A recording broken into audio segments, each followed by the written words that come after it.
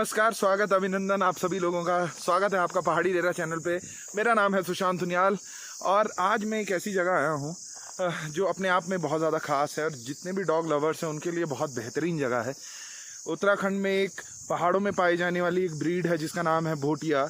बहुत सारे उसको शीप डॉग भी बोलते हैं, कहीं जगह पे हिमालयन मैस्टिफ भी कहा जाता है। हिमाचल में इसको गद्दी डॉग के नाम से भी जाना जाता है। और आज मैं उनके पास पहुंचा। उनका नाम है अखिलेश जंगवाल। बहुत बढ़िया काम कर रहे हैं इस ब्रीड को बचाने के लिए। वो जानते हैं कि धीरे धीरे ये ब्रीड ख़त्म होती जा रही है। और चलिए मैं आपको दिखाऊंगा कि उन्होंने कैसा अपना फार्म, ये जो कैनाल है वो सेटअप किया हुआ है। चलिए तो देखते हैं।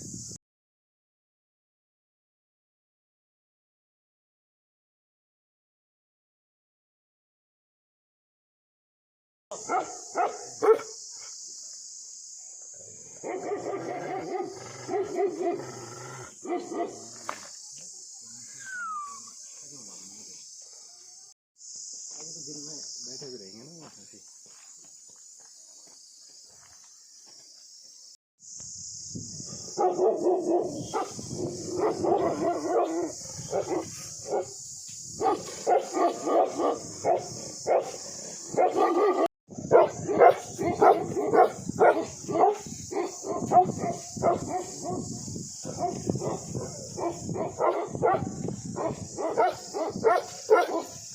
मेरा नाम है अखिलेश जंगवाल और मैं रोलाकोट प्रताप नगर का रहने वाला हूँ। और टिहरी गढ़वाल में पहले मैंने फार्मिंग का काम, जो ये भोटिया डॉग फार्मिंग का काम है, इसका मैंने कैनल बनाया था पहले अपने यहाँ गांव में। और अब मैंने ये शिफ्ट करके रानी चौरी में पिछले 8-10 महीने से मैं रानी चौरी में इसे काम कर रहा हूँ। इसका ब्रीडिंग का काम है मेरे यहाँ पे। तो अखिलेश भाई, आपको आइडिया कहाँ से आया कि डॉग ब्रीडिंग का हम लोग काम शुरू कर सकते हैं? और स्पेसिफिकली जब हम बात करते हैं पहाड़ी ब्रीड की, वहाँ पे जब बात आती है पहाड़ी ब्रीड में, और सबसे जो बढ़िया ब्रीड मानी जाती है, सबसे लॉयल ब्रीड मानी जाती है, वो है हमारे भोटिया डॉग्स जो होते हैं। तो आइडिया कैसे आया कि ये काम करना चाहिए? देखिए, बचपन से मतलब शौक था इस चीज़ का। और जैसे कि पहाड़ों में सभी लोगों को पता है कि यहाँ पर बचपन जानवरों के साथ खेल कूद में बीतता है बच्चों का। और वैसे ही मेरे साथ भी मतलब घर में एक भोटिया डॉग होता था और उसके साथ बचपन से ही मतलब काफ़ी हमारे इंटेंशन जुड़े थे। और फिर मतलब एक शौक़ था कि पहाड़ी ब्रीड है। और जब मैं बाहर पढ़ा, यानी कि 11th-12th के लिए मैं देहरादून गया था, फिर मैंने डिप्लोमा रुड़की से किया है। तो बाहर की जब मैं ब्रीड देखता था तो लोग बाहर की ब्रीड को मतलब विदेशों से लेके आ रहे थे और लाखों लाखों में लोग ख़रीद के लाते हैं। लेकिन उनके जब मैं देखता था, उनकी वो क्वालिटी नहीं है जो हमारे पहाड़ के कुत्ते की क्वालिटी है। और वैसे वो इतने लॉयल भी नहीं है और इतनी गार्डिंग पर्पज़ से भी वो अब मतलब जो पर्पज़ होता है गार्डिंग का, उसे भी सेटिस्फाई नहीं कर पाते हैं। तो हमारे जो ये ब्रीड है पहाड़ की, तो फिर मैंने सोचा कि क्यों ना हम इसे प्रमोट कर सके। और जब मैं इसे यूट्यूब पे देखता था या कहीं भी ऑनलाइन देखता था, सर्च करता था, तो इसके बारे में कुछ भी चीज़ें नहीं आती थी, कोई भी इन्फॉर्मेशन नहीं मिलती थी।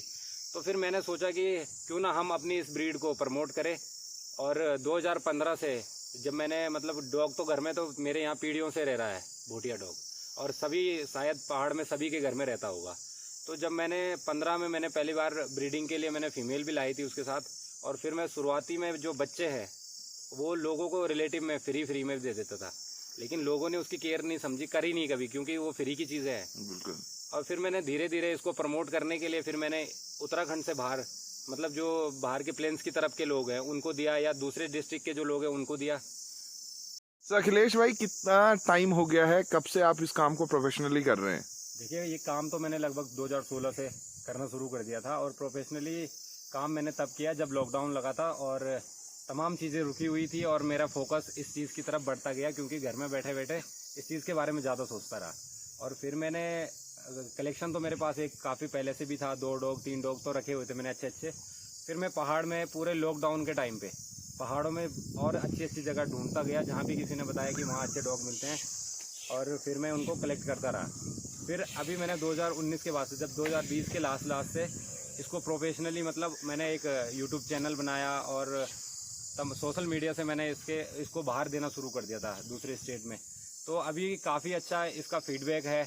और जैसे लोगों के मन में कई क्वेश्चन होते हैं कि ये गर्म वेदर जो होता है, हॉट वेदर में ये सूट नहीं करता इसे, तो ऐसा एक मिथ था। लेकिन जब लोग विदेशों से डॉग को लेके आते हैं, यहाँ पर साइबेरियन हस्की लेके आते हैं, वहाँ तो 12 महीने सर्दी होती है।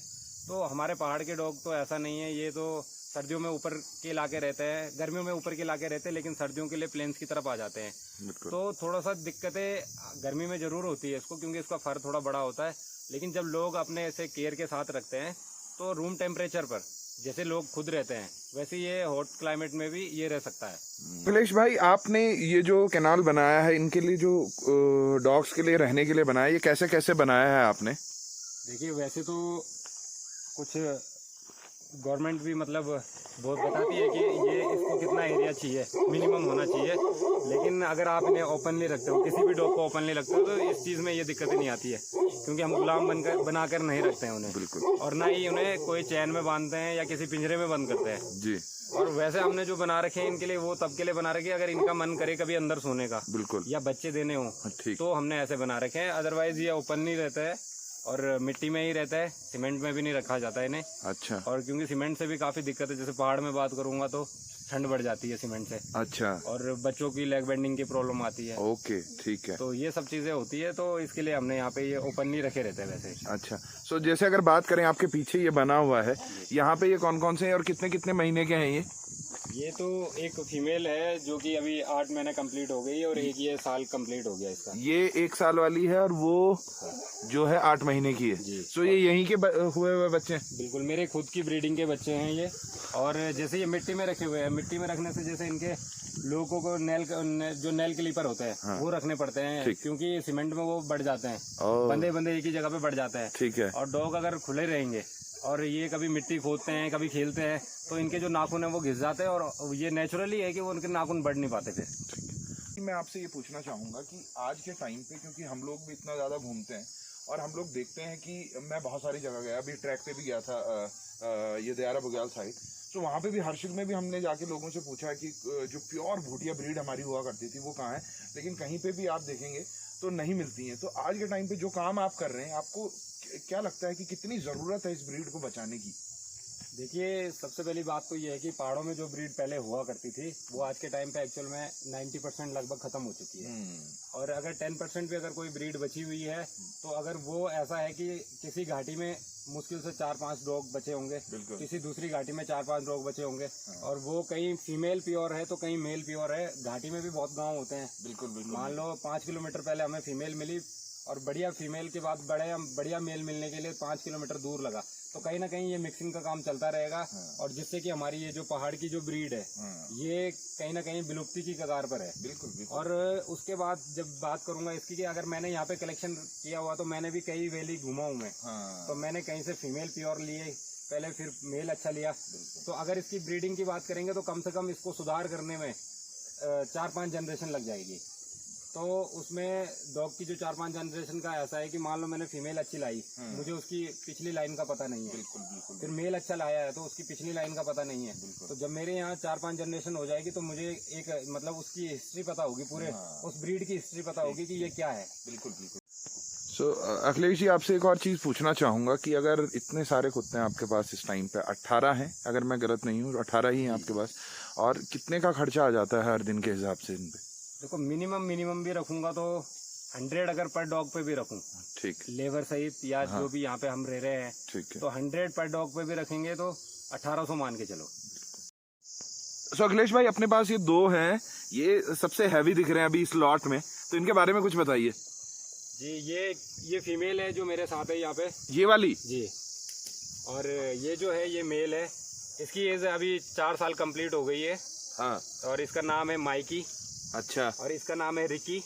और जो ये रिकी है ये अभी 5 साल की, 5वां साल इसका भी चल रहा है। अच्छा। हाँ। और ये मैंने सेफर्ड से खरीदी थी। ठीक।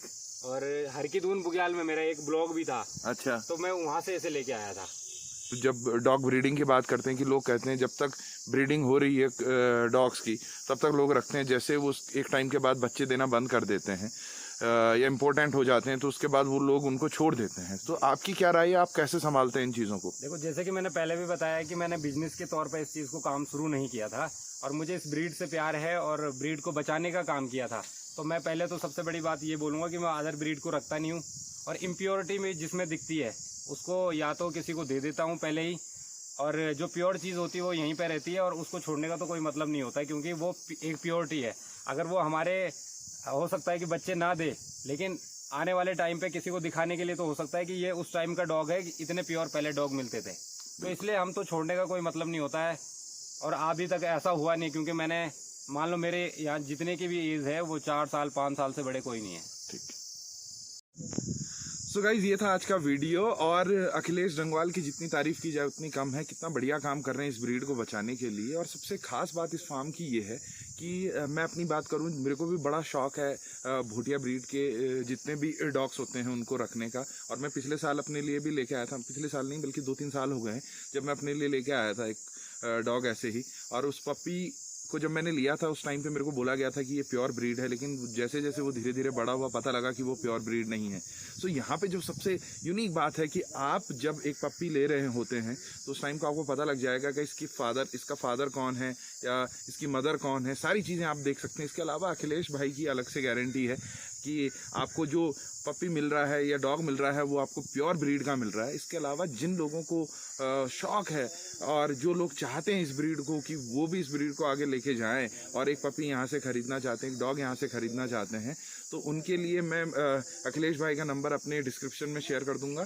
इसके अलावा उनका यूट्यूब चैनल का एक लिंक है वो भी मैं आपको शेयर कर दूंगा, उसके ज़रिए आप मंगा सकते हैं। और मुझे उम्मीद है कि आपको ये वीडियो पसंद आया हो और जाते जाते आप इस वीडियो को लाइक ज़रूर कीजिएगा, शेयर ज़रूर कीजिएगा, ताकि जितने भी लोग उत्तराखंड से बाहर देख रहे हो इस वीडियो को वो ये जान पाएँ कि उत्तराखंड की सबसे बेहतरीन ब्रीड में से एक भूटिया ब्रीड आज विलुप्ति की कगार पे है और एक इंसान इतनी मुश्किलों में भी इस ब्रीड को बचाने में लगा हुआ है।